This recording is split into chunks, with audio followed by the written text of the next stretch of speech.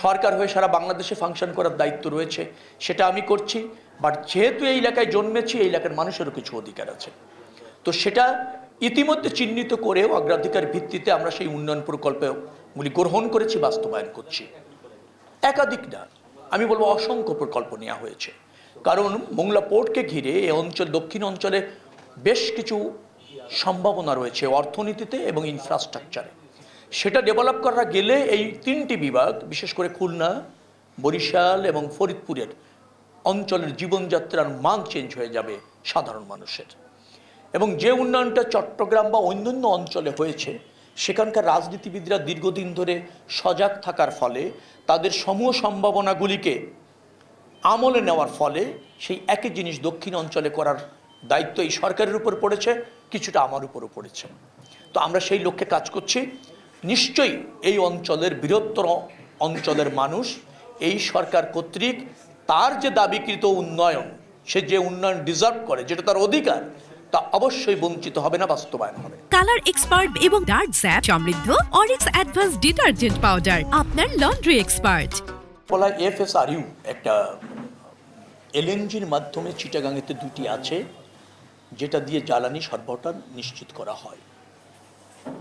জ্বালানি নিয়ে একটা সংকট বিগত 17 বছরের সরকার করেছিল, তার একটা নেতিবাচক প্রভাব আপনারা দেখতে পাচ্ছেন।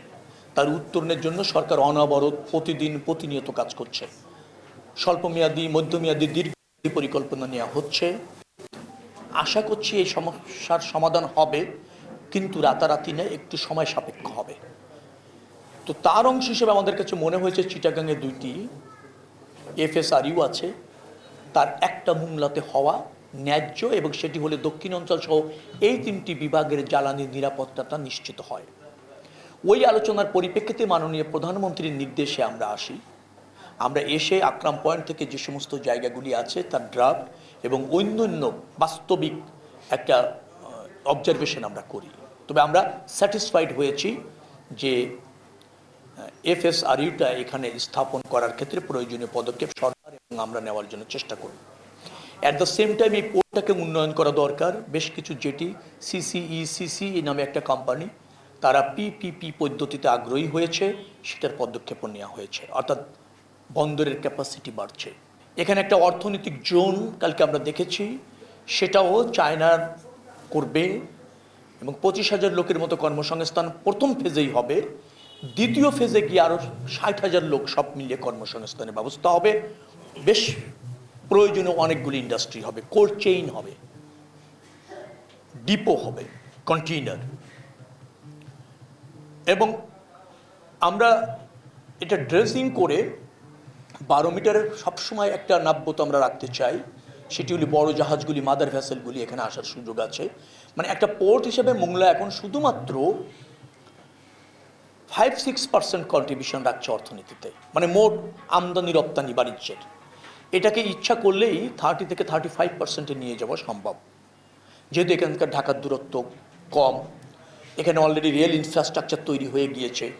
কিছুটা যদি মিসিং লিঙ্ক আছে যদি আমি যুক্ত করে দেই, আর যদি কন্টেইনার ক্যারি করার ব্যবস্থা করে দেই, তাহলে মানে অল্প খরচে পর্যাপ্তভাবে আমদানি রপ্তানি এখানে বেগবান করা সম্ভব, এবং দক্ষিণ অঞ্চলের মানুষের অর্থনৈতিক কর্মকাণ্ডে সরাসরি যুক্ত হওয়া হয়ে যাবে। কারণ সেটা নিয়ে ইন্ডাস্ট্রি হবে, অন্যান্য হাব গড়ে উঠবে।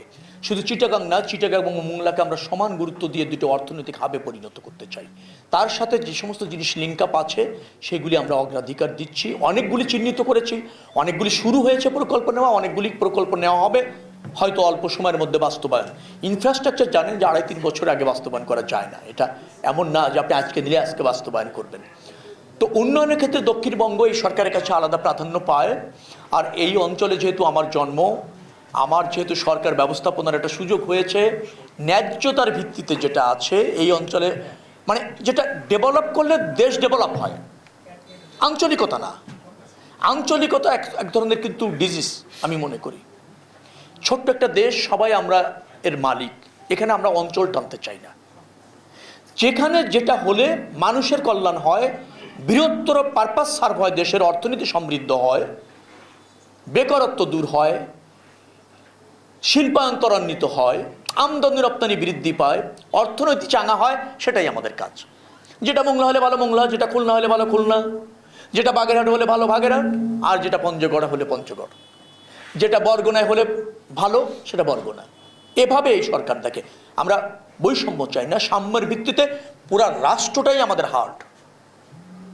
এই হার্টের মধ্যে আবার আপনি গুরুত্বপূর্ণ বাগেরহাট, খুলনা, মোংলা খুঁজবো না আমরা।